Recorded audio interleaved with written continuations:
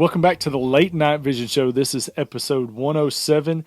We have got a good show. Actually, we've been doing this for over 2 years, and the topic we're talking about tonight, we have not talked about at all, which going to bring in Jason, the owner of Outdoor Legacy Gear. That's kind of a crazy thing to think of. We've been talking about scopes and optics, and our topic tonight is one that we've never discussed at all, but we're going to see how this goes. We are, and I'm glad to be here. And, the Late Night Vision Show is aptly named. For those of you who don't know, we do record it late at night, and it seems to be, in about the last 2 months, has been getting later and later every week. And I looked over here at my phone. I'm like, gosh, man, it's getting late. Yeah. But no, this is a good topic. So I'm excited about it. Are you going to tell them what it is? You're going to leave them in suspense? Yeah. So we're going to be talking about how to properly maintenance your night vision scope or thermal scope or optic monocular, whatever you have, but just basic cleaning steps, what you should do, what you shouldn't do. We're going to talk about battery because a lot of people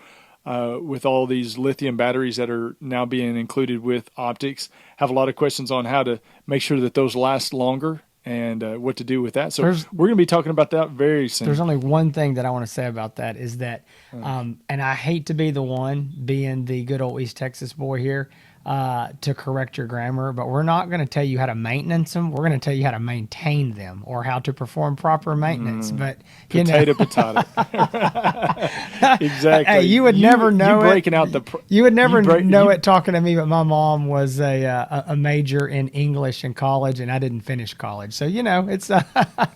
You trying to over here give me an English lesson? Exactly. That's scary. You don't want that. So real quick before we get into it. Who is the most random celebrity that you've ever bumped into? Just out in the general public, just by chance bumped into them. What does this have to do? Where do you come up with this? Nothing. Has absolutely nothing to do. But okay, hang on. Actually, it came up last weekend. Our family was camping with a couple other families, and for some reason we got started talking about this. But I'm interested to you. Who is Jason Robertson bumped into out in the great wide open world? Oh gosh, I don't like being put on the spot. So this is a random person, and there's probably going to be a lot of people that listen to this who have no idea who this is. Probably. But I'm going to say anybody that's over the age of 50 and has knows anything about country music will absolutely know who it is. Mickey Gilley. So okay. my wife and I were in Shreveport. We were at a nice steakhouse for, I think, our anniversary. And I grew up as a kid listening to his music. And he came walking in, and this has only been like maybe 2 or 3 years ago. And we both like, hey, that's Mickey Gilley. And we realized he was playing a concert there in Shreveport, Bossier that weekend. And anyway, he sat down at the table next to us, and I'm not the kind of guy who's going to go gawk and talk to him. So we're just sitting there, but you could tell he's one of these guys that's like, he's a stageman. He wanted to talk to everybody. Yeah. And even he didn't think we knew who he were, but he was, or think that we knew who he was. But he turned and said something to us. We started talking to him, and he would not leave us alone. He was so nice. He actually offered us free front row tickets to his concert the next night, and we were actually leaving town. And he was like, "Y'all can't just stay one more night? Just I'll get you a hotel room. I want you to come." And we were like, we got kids at home. That's a minor detail, but yeah, he was a super nice guy. So that was because of your wife, not because of me. That's exactly right. That's my, I guess, random Mickey Gilley. Yeah. I can't. Yeah. So what's yours? So I just thought of another one. So I'll share both of them. So the first one is Flava Flav. From the old, oh my goodness! From Isn't the guy that wears the big clock around his neck? Yeah, from Public Enemy. Oh my gosh! Back, it's been what, 30 years ago? No, he was definitely out of his prime, but it was 5 or 6 years ago. I was in the Las Vegas airport flying home, and we were both in line at Quiznos getting a sub sandwich. And let me tell you this: he was not rolling around incognito. He did have the big clock around his neck. He wanted everybody to know who it was. But he asked me where I was going. I told him where I was flying into. and we talked a little bit while we were waiting for sandwiches to be made. I don't even know really exactly who he is. I remember the clock, but that's what I had to look it up. Yeah. Or something? So, yeah, he was in Public Enemy back in the 90s, but they had that song 911 as a joke in your town.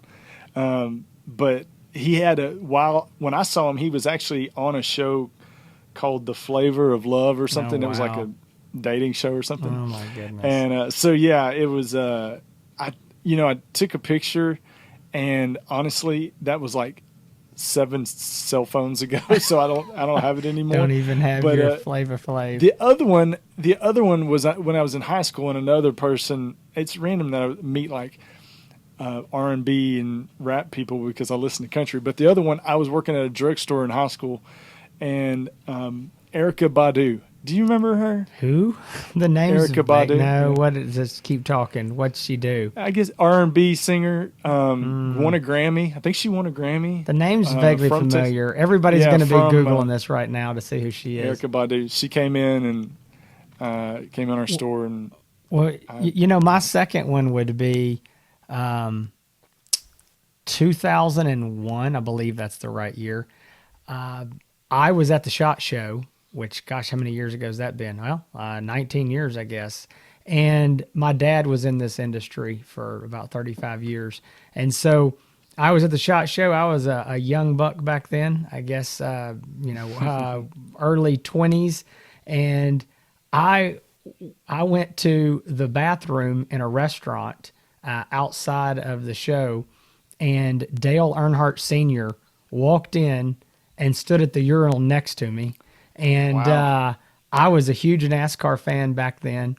And so that was just like, the heavens opened up, and it was, like just playing that music. And I'm like, oh my goodness, well, this doesn't seem like the right time to say something. Yeah. And so there was like nobody else around, me and him. And I just, obviously, it wasn't the good time. I didn't say anything. And then even we went over there and washed our hands off, I just didn't have the nerve to say anything. And when I came out, I was telling my buddy that was with me, my dad, and I was like, I just saw Dale Earnhardt Sr. And they were like, why didn't you say something to him? I'm like, I'm too embarrassed. And then 2001, that was the year that he died. And so after that, I was sick. I was like, man, I could have got his autograph. But that's my other random person that I've run into. Yep.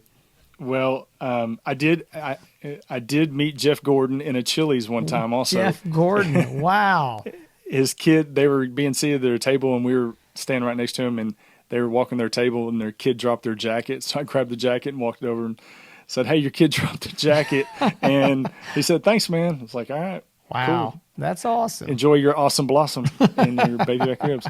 So that is a perfect segue into our famous person on our show, Mr. Jason Robertson, the owner of Outdoor Legacy Gear, who does get recognized out in public when he goes out, just by the sound of his radio voice. But his radio voice.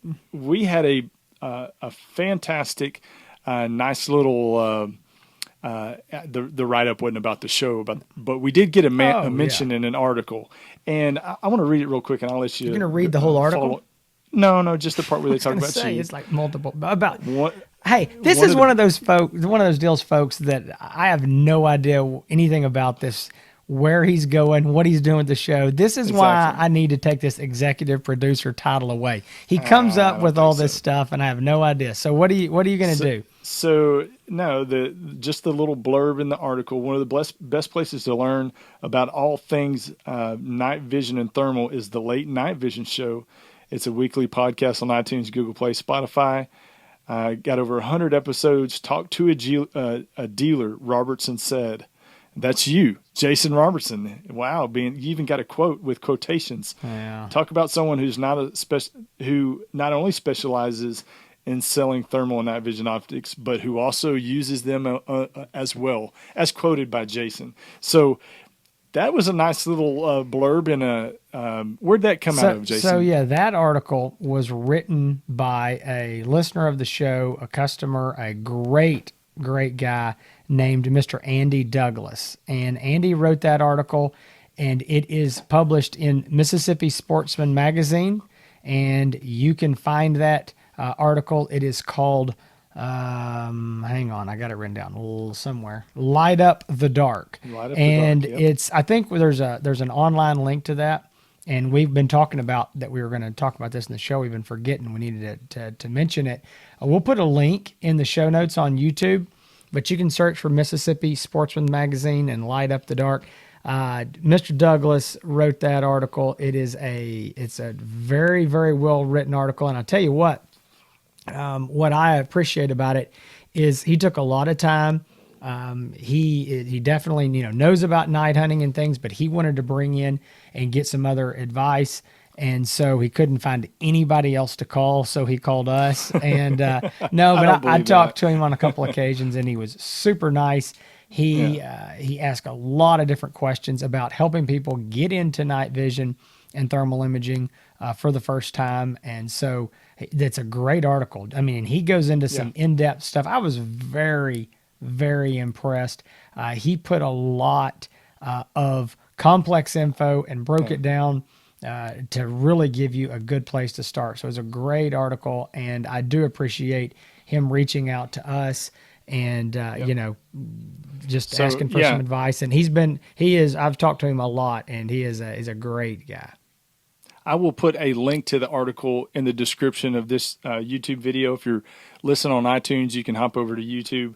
While you're there, please subscribe, but also you can click on this link if you're interested in the article. But it is a great article, and we really appreciate the kind words about the show and also about Jason. Hey, sounds exactly like what they say, don't believe everything you read. So just because it's in print, right. It's not true. That doesn't mean it's true. The random celebrity thing was a segue into the article, but you are our resident celebrity. That is absolutely not true. The Hans East Texas Making Bacon Pancakes got 10, 15,000 YouTube subscribers. People follow you. Women, faint when they see you. They don't even know who I am. I'm just some short guy from East Texas, and they don't know me. No. So, all right. So we're going to get into the main topic. So the main topic is, really, again, we've talked about just about every night vision scope, thermal monocular, thermal scope out on the market, from the least expensive to the most expensive. But, sitting back, doing some show planning, realize that we've really never talked about how to take care of these scopes and monoculars and all that kind of stuff. So really, we're going to go through the whole process, and that's from cleaning the outside to cleaning the lenses, make sure you maintain, healthy battery life so you get the longest life that you possibly can on your batteries. Because, let's face it, a lot of things are starting to either come with lithium ion batteries that you can recharge on a stand and you put in there separately, or they're coming internally. So we get a lot of questions surrounding the batteries and battery life. But to get it kicked off, Jason, because you are the master at dropping these scopes in mud and getting them all dirty. Now that what is only when I trip and fall, and only when you trip and fall. And I'm pretty short, so they don't have far to go. But I would say this: I do have a lot of experience cleaning these scopes up for a couple of reasons. One, between Hans and Colonel Cup and Glenn Guess and some other people that we have let demo scopes, we get stuff back in and it's normally in really good shape, but it may need to be dusted off. It need to be cleaned up a little bit. Also, there'll be times that we'll take trade-ins, something, and we end up with a scope that's been used and not tore up, but dusty or dirty, or maybe it had hog blood on it or whatever. So I've got a pretty good method for cleaning these scopes up. Again, we're not talking about something that's torn up. It's just normal use that you're going to run into out in the field, whether that's dust or leaning it up against. This is how my scopes get dirty. It's not me carrying it on a sling around my chest. Mm-hmm. It's laying it up next to a dead, bloody hog in the mud where they always fall, and you're leaning it up there, and no matter what you try to do, it's going to get a little dirt or dust or mud on it. So what I basically do, I do this to my own scope. Again, I do it to other scopes that I want to clean up, is I use alcohol wipes. And, I'm sure there's any brand, you can find those things anywhere. But the ones that specifically I buy because I see them everywhere, like Walmart, and there's Zeiss brand, little package in it. I don't know, they're cheap, and you open them up, and it's the little bitty square deal, and it's got the little alcohol wipe in it. I really like those because, again, alcohol evaporates very quickly, but it's good at cleaning some of this stuff off. So the very first thing I'll do, if it's got very much dust, I'll take some compressed air, I'll blow it off, then I'll use those alcohol wipes and kind of try to get in there and just clean up anything that needs to be.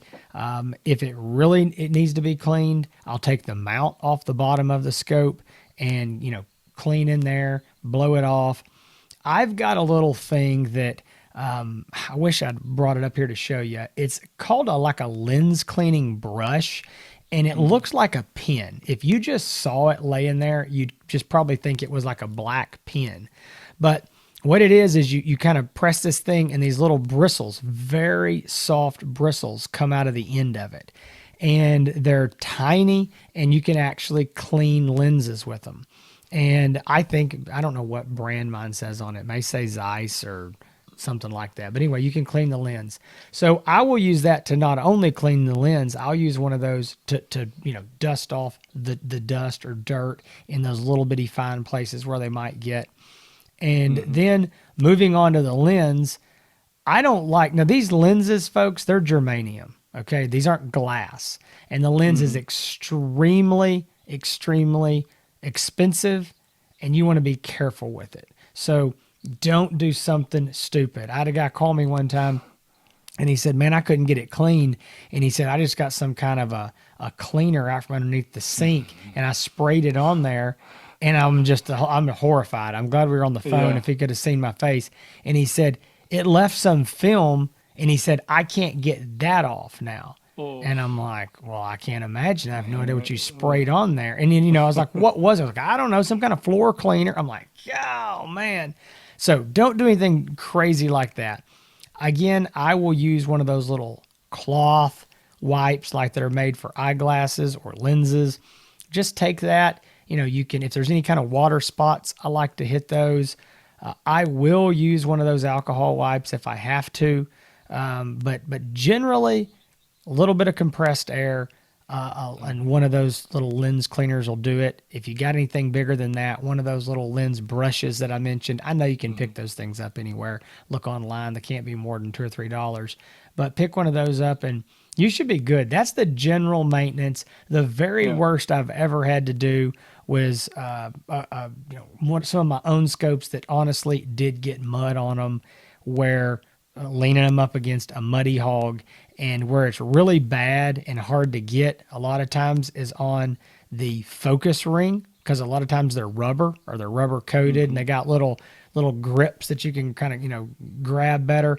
Mud and dirt will get in there, and sometimes I'll just take a wet paper towel, just damp, and kind of rub that and then dry it off. So that's what I would do. Just keep it clean, keep your lens clean. If you got a lens cap, when you're not using the scope, when it's in storage, when you're hauling it in your truck, keep the lens cap closed. And I don't mean when you have to do it the whole time you're hunting, but there's no need to leave that lens cap open when that thing's riding around in your pickup truck or sitting in your bedroom or even gun safe. Keep it closed. It'll keep the dirt and dust, water out, and you also want to protect that germanium lens. Yeah, and don't spray anything on the objective don't lens. Spray a bunch of stuff in their floor cleaner. You talked about laying your rifle on dead hogs. Obviously, that's for pictures. We post a lot of pictures across different social medias. But I was out with a buddy recently. I was out with a buddy hunting, and I'm like, man, there are hogs close. I can smell them. I mean, they're right here. And I had my face pressed against the rifle because I was scanning with the scope. And I was like, man, they're close. I can smell them. I can smell them. Well, it was leftover smell from a dead hog that I laid it on not that long ago. So, that is funny. The rifle smells. I need to wipe the rifle down. But, I do the same thing. I've got a little brush that it's got a bulb on the end. You can squeeze it, and it's got a little light little air that comes out and brush around it. I've got some, the same things for eyeglasses. It's that lint free, very fine. Yes, that's what I'm soft. talking about. Yeah, that's what I use for the objective lens. But for the eyepiece lens, I use the inside of my T-shirt. It works really good when you're out in the field.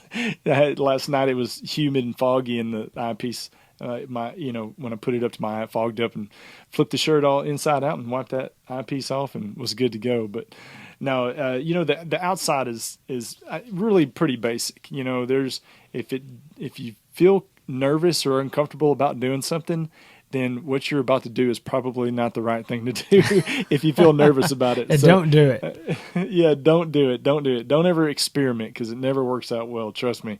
Trust next Hans. We want to talk, trust him on that.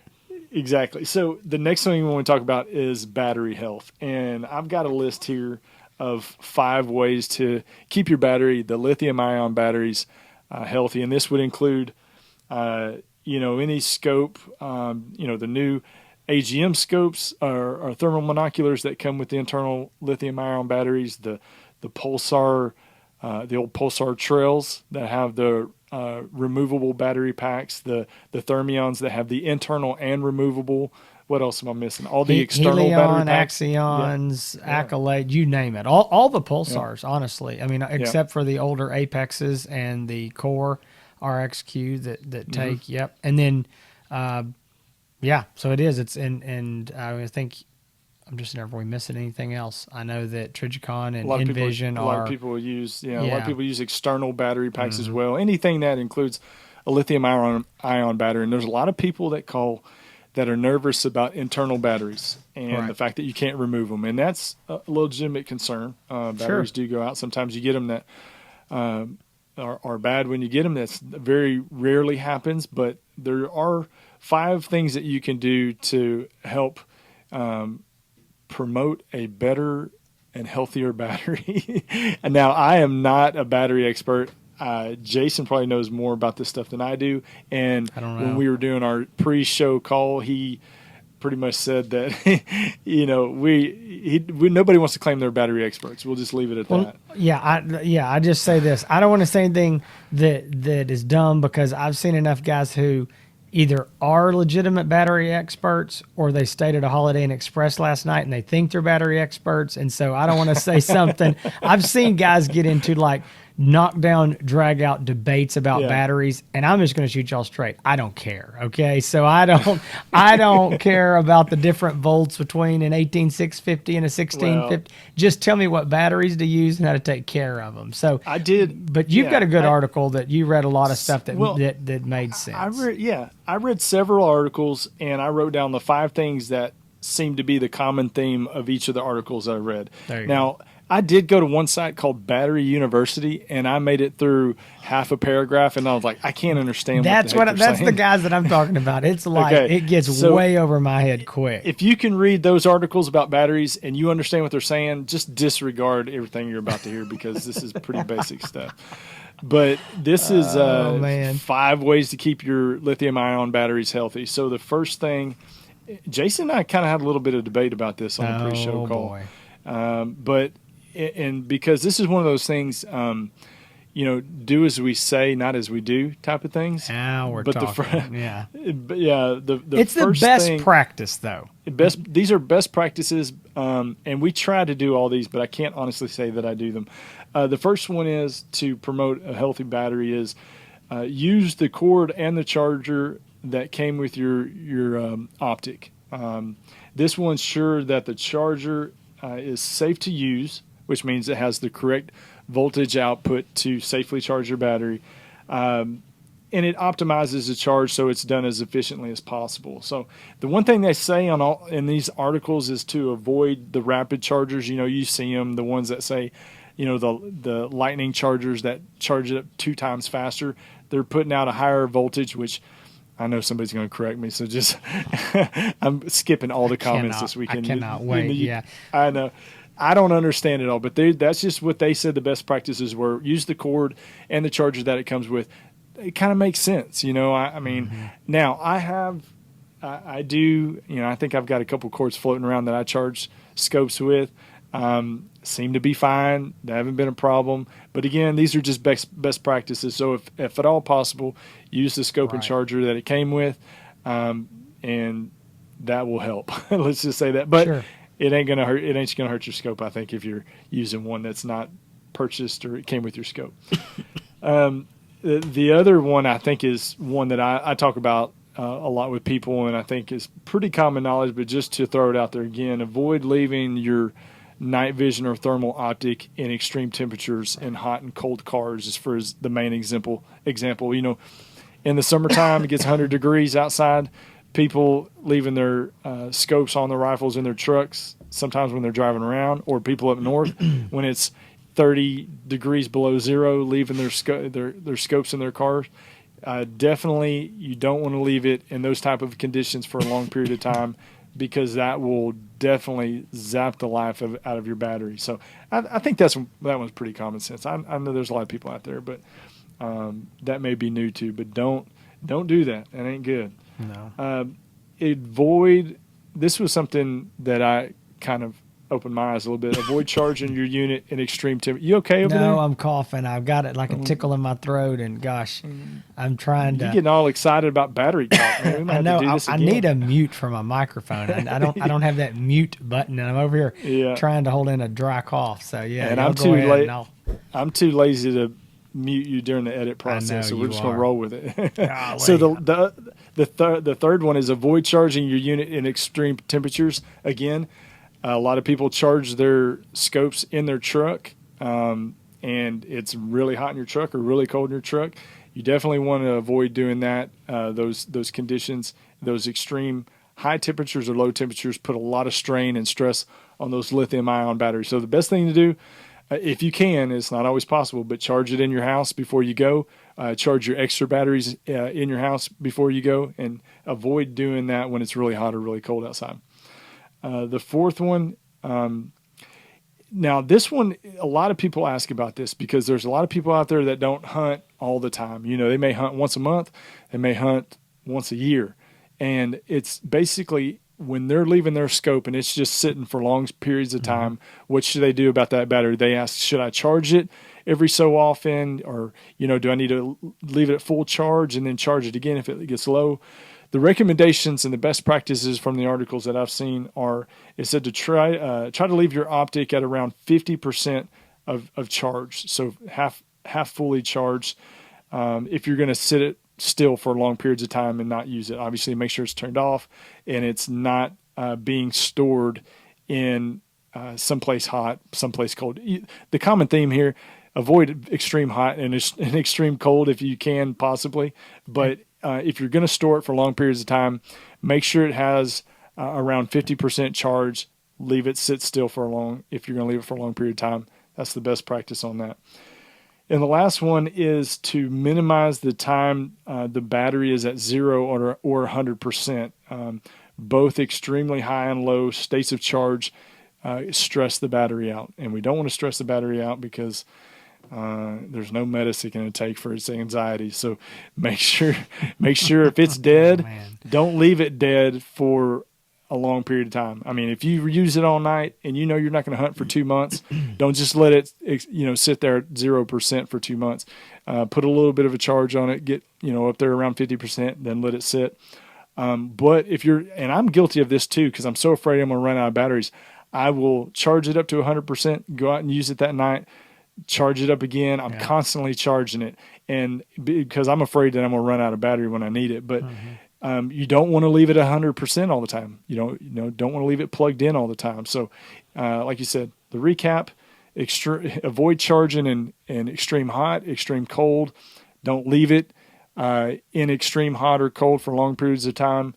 And when you charge it, if you're going to sit it for a long period of time, keep it around there, about that 50% mark, and don't let your scope sit on 0% for a long period of time or 100% for a long period of time. If you do those, I'm not guaranteeing you that your battery's going to last for 7 years, but it will help. I mean, anything helps, but there's a lot of people that call in and ask, and one of their concerns sometimes is lithium-ion batteries and the battery life on these optics. And if you're wondering what to do that can help you out to give you the longest or the best chance of having a healthy battery. If you follow those 5 things, should be pretty good. Yeah. If you cheat and like we do sometimes, and but do what you can. Yeah, I agree. And I want to say a couple things to kind of wrap that battery talk up. Number one, and I think you kind of said this real quickly, but on the overcharging, one thing that I can tell you not to do, don't take your batteries and put them on the charger and leave them just for a week or a month. Or Yeah. don't, I mean, you don't do that to your cell phone. You don't do it to anything. Don't do it to that. You just want to get them charged and get them out. Now, the other thing is, I have guys who ask me, how long does it take your battery to charge? And I go, I don't know. Well, what do you mean you don't know? I charge my batteries when I go to bed or when I get up in the morning and leave to go to work. Because to me, watching a battery charge it's number one, it's as exciting as watching paint dry. And it's like watching a pot of water that never boils because you're in there Right. checking it all the time. And if I leave it when at midnight or 1 o'clock in the morning, and at 8 a.m., it's charged up. I'll go in there and pull it off. I'm good. Did it take 2 hours? I don't know. Did it take 6? Same thing. When I leave to go to work, when I come home in the afternoon, I pull it off. It's not going to hurt it to leave it a day. I mean, 24 hours. It's not the end of the world, but I would say get it out of there after it's charged in a reasonable amount of time. Don't flip out if you forgot and left it 2 days. You're going to be okay. Again, we're talking about do the best that you can most of the time. It's kind of like being on a diet. You're not going to be perfect. You just got to do the right thing, do the best that you can most of the time. So that's what I would say on the batteries. And all of those tips also apply to your external batteries. There's a lot of guys that, especially Trijicon Envision users, maybe Pulsar Apexes, so, RXQ, some of the older scopes, they'll use external battery packs. Those are lithium ion batteries for the most part. So it's the same type of setup. Yeah. I mean, those things would still apply to that. And I had one more great thing to say, but I don't remember what it was. I was trying to scratch some notes while you were talking, but it is one more thing I want to bring up and kind of wrap in this is that there's some scopes out there, specifically not all, but almost all the Pulsars and some other brands, you're able to update your scope. You're able to do firmware updates. And so people ask all the time, should I do them? And this is my answer to it. It's up to you. And there are guys who, if there is an update that comes out at 7:45 a.m. on Friday, it's 7:46 a.m., they are upset because it's not already updated and they're getting it done.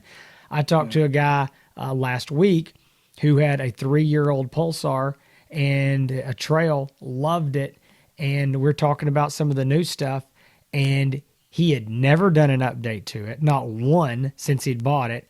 And he had no idea about any of the image quality updates, the video recording quality updates, and he was blown away. And so I was like, I'm not the guy who says go out and do all the updates, but you really ought to because you're going to get some real benefit. Oh, yeah. And anyway, talked to him later, and he goes, I have a whole new scope. I think I may not buy a scope. This is the greatest thing. So there are times, and I know people go, well, which ones do I do and which ones do I don't? That's up to you. And the way Pulsar does it, it's normally cumulative. Okay. So, if you missed some, you get caught up, but I'll just tell you the truth. I don't update a lot of my stuff. I'm that kind of guy. Hey, if it works, I'm happy. If I see an update and they say it's going to do X, Y, Z, and that's something that I want, nor if it's image quality or anything like that, I'm going to do it. If I get one that says bug fixes, if my scope's working and I don't know of any bugs, I'm probably not going to bother doing it. It's up to you, I'm the opposite. I'm right away. As soon as I hear about it, as soon as it come out, I'm updating it right away. I try to do that with my cell phone. You're probably the same way with your cell phone. You don't update every time you're supposed to. I was trying to record this podcast tonight, and I kept trying to, before we started, do not install update, do not install. I'll do it sometimes, but, I don't know. I'm just, if it ain't broke, don't fix it kind of guy. Unless I think it's going to really help me. I always feel like I'm going to miss out on something if I don't. So, but you're exactly right on that. So that is scope maintenance talk or maintaining talk, whatever you want to, wherever you're from. That's maintenance talk. We're just not going to tell you how to maintenance your scope. You're not changing your oil and your scope. You're not going to Yeah, change the. exactly. Well, Jason, do you have some other scope updates or I information do. to I've share? got I got a list here of some scope updates that I want to run by. So, as you know, there's all kinds of new stuff coming out. There's all kinds of new stuff that's already come out in 2020. I guess we're about 5.5 months into this stellar year so far, with the whole world turned on its nose with the coronavirus. But there's still stuff coming out, and so I want to just run down a quick update. And I know some of this stuff y'all, you might have seen online, you may have heard about it, we might have mentioned it somewhere, but I just want to kind of give a cumulative update again for the middle of May. So, AGM. I've been getting a lot of questions about when are the AGM ASP Micro TM160s coming. That's the $499 unit that Hans and I demoed and we're excited about. I talked to AGM this afternoon, and we're looking at, give or take, early June. So just a few weeks, we should be getting a small shipment of those. Now, I do want to be clear, if you've got a pre-order for one of those, because we've been taking some pre-orders, we're going to ship all that we can.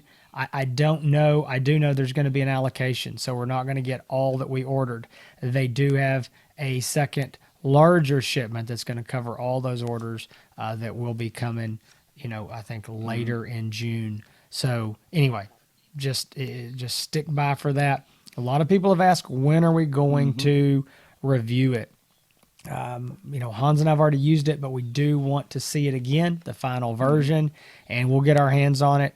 We don't have to see that thing for more than a night, because we both had it for several weeks. We're very familiar with it. We just want to see the final version. So we will be reviewing that soon. Again, we're hoping early June-ish on that.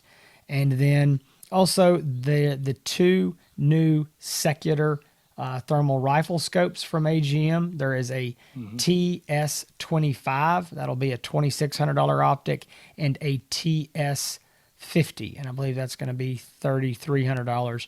Those are going to be coming, looks like mid-June, give or take, somewhere mid-June, maybe a little bit later than that. As soon as we get those, we're going to be doing some testing. I'm going to shoot y'all straight. We have had those units for several months. They're prototypes, and so we've been using them, testing them, giving our feedback. But these units that are coming should be the final production units. So we will want to get those in our hands and see. There's been a lot of updates and changes, and they've been moving along with them. And so we're excited to see those and test those in the field. And that's something we're going to want to do before we give our any kind of reviews or discussion on them. But we will be. So June's going to be a good month for AGM, so stay tuned for that. Then moving on to Pulsar, which is it's the only other company right now with anything coming out new, but gosh, there's a lot. So I want to give an update on one optic. I tell you what, Hans and I, we are the curse for this. If we do a comparison of two scopes, I guarantee you one of them is fixing to disappear from the market. It's just guaranteed it's going to happen. And so not long ago, we did a Pulsar Digisight N450 versus the brand new Pulsar Digix N450 head-to-head review.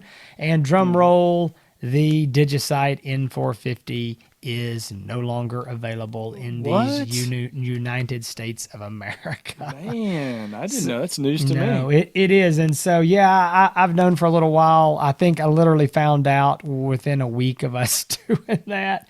It's a great scope. It's a great optic. I don't even know. We might still have one or two. I'm not sure. So basically, it's not discontinued. It's just no longer being imported into the U.S., the N450 or the N455. Reason being, kind of like our review said, it's just like the Digix. And so it's just two more digital night vision optics for them to have to inventory and, dealers to stock when it doesn't really make a lot of sense since it is so similar. to the DigX, but some people do like it because of the Trail design, the Trail battery. So anyway, that lets you know that. However, there is still going to be the Pulsar Digisight N450 and N455 laser rangefinder models. Those units are set for, and I'm giving you very approximate dates here, approximately July, could be later, and I'll get into that in just a little bit, but we're going to say July-ish. So that's the Digisight with the laser rangefinder attached to the side, and so those are coming here in midsummer. Nice. The RXQ30V, $18.99, the most popular entry-level thermal scope out there by far, and that optic is in extremely low supply. And from everything we're hearing this year, or this recently from Pulsar, that scope is going to be extremely low supply the rest of the year.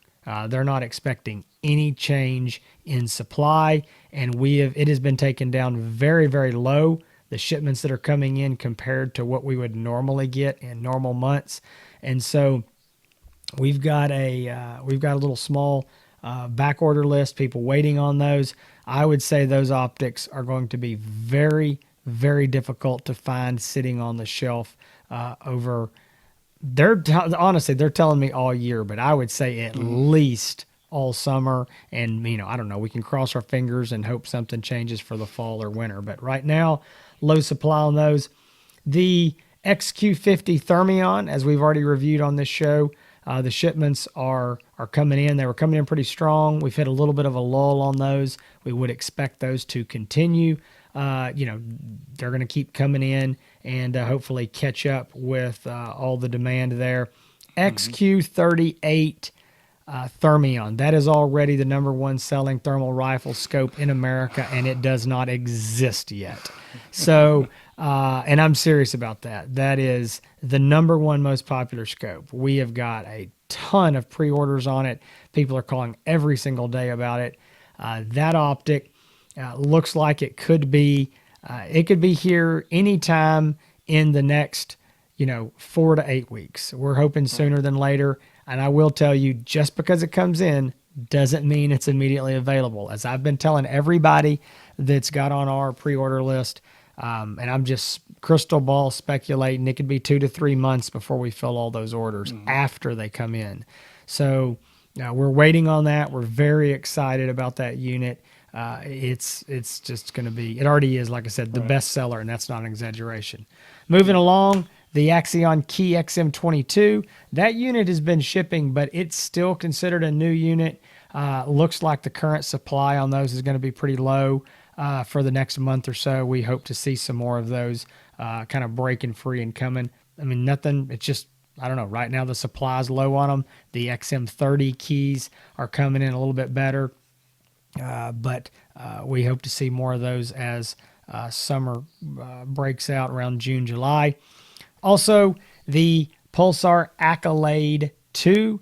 Now, that's something we don't talk much about on this show. But we will probably try to talk about one, or the only one, so that the Accolades. Those are the Pulsar, essentially the binoculars, and it's a big unit. Got 2 eyepieces on it.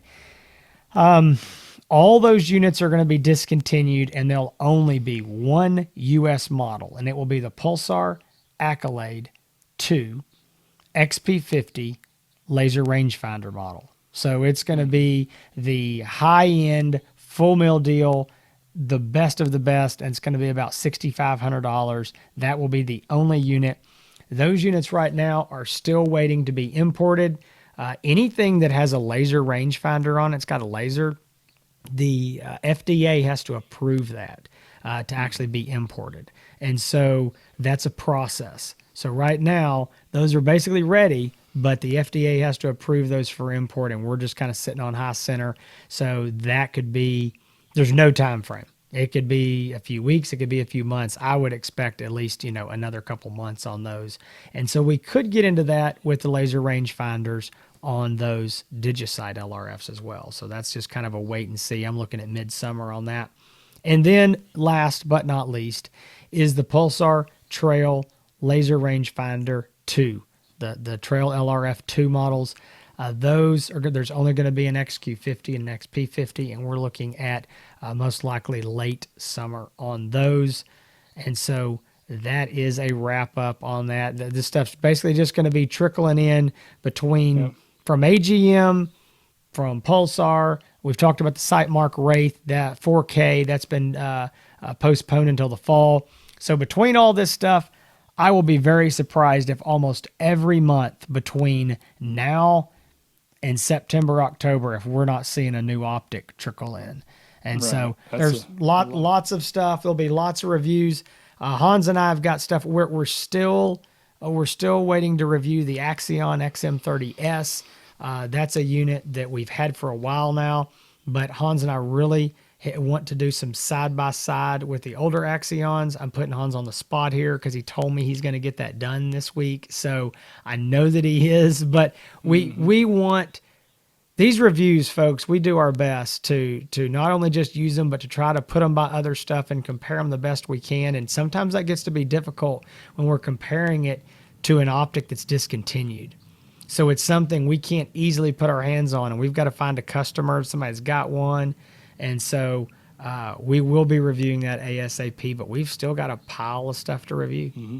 Yep. And if you're interested in purchasing a night vision or thermal optic, please give Jason a call at 877-350-1818, or you can just as easily order something off the website at outdoorlegacygear.com. Thank you for joining us for episode 107 of the Late Night Vision Show.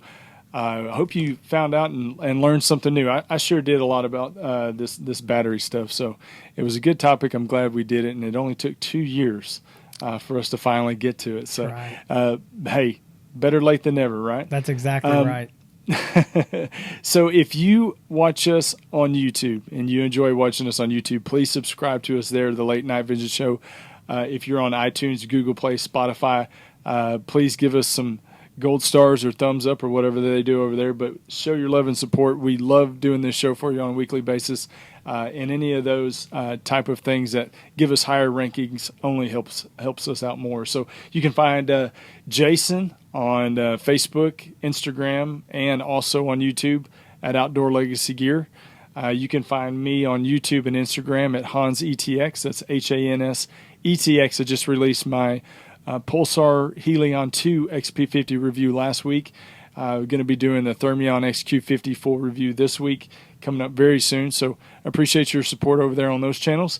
And as always, if you are trying to find past episodes of the Late Night Vision Show, we've got a lot of topics, a lot of reviews out there. You can find all of our episodes on the latenightvision.show.com.